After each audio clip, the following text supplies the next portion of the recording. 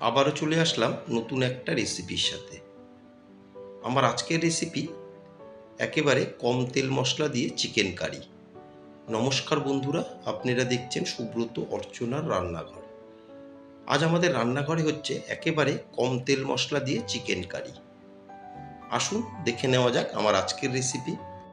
Chicken curry বানিয়ে নেওয়ার জন্য এখানে আমি নিয়েছি 1 কেজি চিকেন। দেখুন চিকেনের পিসগুলোকে কিন্তু একদম মিডিয়াম সাইজ করেই কেটে নিয়েছি, খুব বেশি বড়ও না আবার একদম ছোটও না। চলে এলাম মূল রান্নায়। গ্যাসের ফ্লেম অন করে একটা ফ্রাই প্যানকে বেশ ভালো মতন গরম করে এখন দিয়ে দেবো 5 থেকে 6 টেবিল চামচ সর্ষের তেল। মিডিয়াম ফ্লেমে তেলকে বেশ ভালো মতন গরম করে নেব। তেল গরম করে এখন ফোড়নে দিয়ে দিচ্ছি কিছুটা গোটা গরম মশলা, দিয়ে দেব দুটো তেজপাতাগুলোকে আমি মাঝখান থেকে ছিঁড়ে দিয়েছি, আর দিয়ে দিলাম দুটো শুকনো লঙ্কা। দিয়ে ফোড়নকে নেড়ে চেড়ে 20 থেকে 25 সেকেন্ড ভেজে নেব। ফোড়নকে 20 থেকে 25 সেকেন্ড নেড়ে চেড়ে ভেজে নিলাম। এখন দিয়ে দিচ্ছি এতে আমি 1 কেজি মাংসর জন্য এখানে আমি প্রায় 150 গ্রাম কুচনো পেঁয়াজ দিয়ে পেঁয়াজকে একটু নেড়ে চেড়ে সোনালি রং করে ভেজে নেব।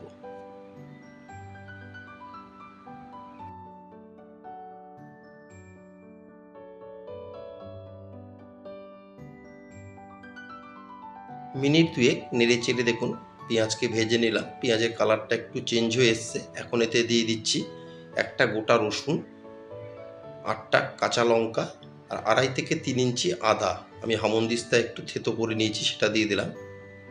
দিয়ে পেঁয়াজের সাথে খুব ভালো মতন আদা রসুন আর কাঁচা লঙ্কাকে মিশিয়ে নেব। নিয়ে আরও 1 থেকে 1.5 মিনিট আমি আদা রসুন আর কাঁচা লঙ্কাকে ভেজে নেব। আদা রসুন আর কাঁচা লঙ্কাকে মিনিট 1.5 পেঁয়াজের সাথে কষিয়ে নিয়ে এখন দিয়ে দিচ্ছি এখানে দুটো টমেটো কুচি।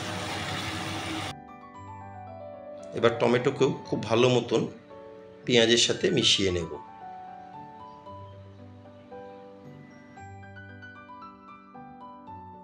টমেটোকে খুব ভালো করে পেঁয়াজের সাথে মিশিয়ে নিচ্ছি। এখন দিয়ে দিচ্ছি 1.5 টেবিল চামচ নুন। দিয়ে নুনকেও খুব ভালো করে টমেটো আর পেঁয়াজের সাথে মিশিয়ে নেব। এবার যতক্ষণ না পর্যন্ত টমেটোগুলো একটু সেদ্ধ হচ্ছে ততক্ষণ আমি টমেটোকেও পেঁয়াজের সাথে কষিয়ে নেব। নুন দিয়ে আরও মিনিট দুয়েক টমেটোকেও কষিয়ে নিয়েছি। দেখুন টমেটোটা কিন্তু প্রায় অনেকটাই সেদ্ধ হয়ে গেছে। এখন কিছু গুঁড়ো মশলা দিয়ে দেব। এখানে আমি 1 কেজি মাংসর হিসাবে সব মশলা দিচ্ছি। বড় টেবিল চামচের 1 টেবিল চামচ দিয়ে দিলাম ধনের গুঁড়ো, 1 টেবিল চামচ দিয়ে দিচ্ছি জিরের গুঁড়ো, আর এখানে রেগুলার লঙ্কার গুঁড়ো দিয়ে দিলাম 1 টেবিল চামচ।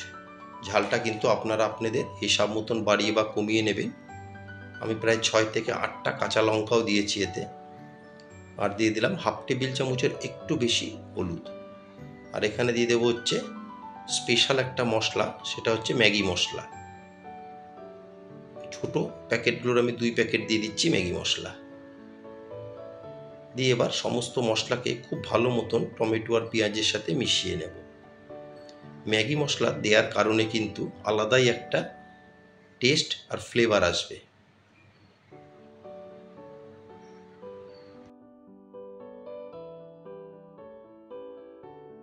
গ্যাসের ফ্লেম মিডিয়ামে রেখে একটু সময় নিয়ে এখন আমি মশলাকে ভালো করে কষিয়ে নেব। মশলাগুলো যাতে নিচ থেকে জ্বলে না যায় সেই জন্য সামান্য একটু দিয়ে দিলাম জল। দিয়ে জলের সাথে খুব ভালো মতন মশলাকে মিশিয়ে নেব। আর আমার নতুন বন্ধুদের কাছে রিকোয়েস্ট, যারা আমার চ্যানেলটি এখনও সাবস্ক্রাইব করেননি তারা অবশ্যই সাবস্ক্রাইব করে আমার পাশে থাকবেন, আর পাশে থাকা বেল আইকনটি প্রেস করে রাখবেন। যখনই আমি নতুন কোনো ভিডিও আপলোড করব সবার আগে নোটিফিকেশান আপনাদের কাছে পৌঁছে যাবে। গ্যাসের ফ্লেম মিডিয়ামে রেখে একটু সময় নিয়ে খুব ভালো মতন আমি মশলাকে কষিয়ে নিলাম। দেখুন মশলা থেকে তেল সেপারেট হওয়া শুরু হয়েছে। ঠিক এই সময়তে দিয়ে দেবো আমি ধুয়ে রাখা মাংস। দিয়ে মাংসকে খুব ভালো মতন এখন মশলার সাথে মিশিয়ে নেব। খুব ভালো মতন মিশিয়ে নিতে হবে যাতে প্রত্যেকটা মাংসর পিসের গায়ে খুব ভালো মতন তেল মশলাটা লাগে। খুব ভালো মতন মাংসকে মিশিয়ে নিলাম। এখন একটা কভার দিয়ে 5 থেকে 7 মিনিট আমি প্রথমে রান্না করে নেব।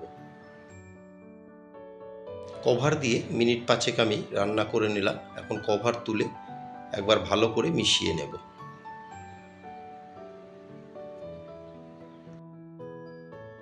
দেখুন আমি কিন্তু কোনো রকম জল এতে দিইনি। মাংস থেকেই যে জলটা রিলিজ হয়েছে এই জলেই কিন্তু আমি পুরো রান্নাটা করে নেব।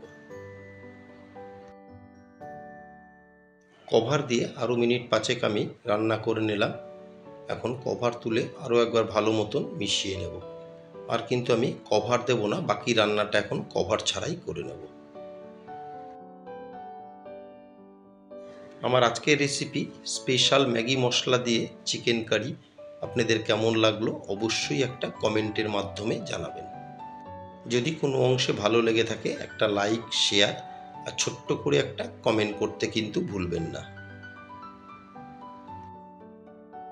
কভার তুলে আরও মিনিট 5 আমি রান্না করে নিলাম। এখন নামানোর আগে দিয়ে দিচ্ছি 1 টেবিল চামচ গরম মশলার গুঁড়ো। দিয়ে গরম মশলার গুঁড়োকেও খুব ভালো মতন মাংসর সাথে মিশিয়ে নেব।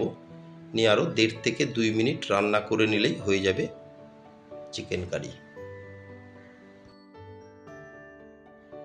অবশ্যই একবার ম্যাগি মশলা দিয়ে চিকেন কারি বানিয়ে দেখুন। এই চিকেন কারিতে কিন্তু আলাদাই একটা টেস্ট হয়।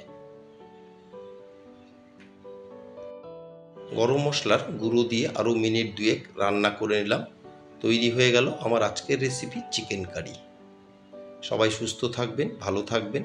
আবার দেখা হবে পরবর্তী একটা দিনে পরবর্তী একটা রেসিপির সাথে।